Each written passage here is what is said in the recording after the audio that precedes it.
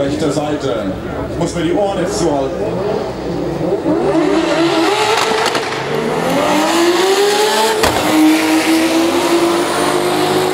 Das ist eine Fünferzeit. Das war eine Fünferzeit.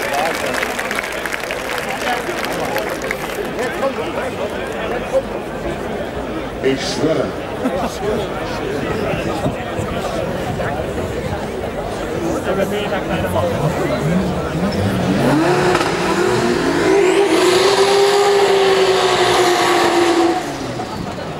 Also die Opel-Jungs, die wollen das aber jetzt hier richtig gehen.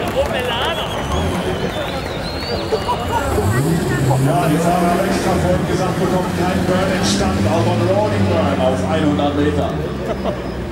Bahn 600, die Nummer 601, der Ronald Seifert mit seinem Opel C-Kadett, 3,9 Liter Turbo, 730 PS. Das Fahrzeug ist bei 7200 Umdrehungen abgeriegelt und wir haben hier einen alten Zweiventil, Reihe 6-Zylinder, für die Insider ein CIH-Motor, Turbo aufgeladen, 100% Differentialsperre auf der Hinterachse. Linke Seite 640, Nico Rühle, 3 Liter Turbo Caravan.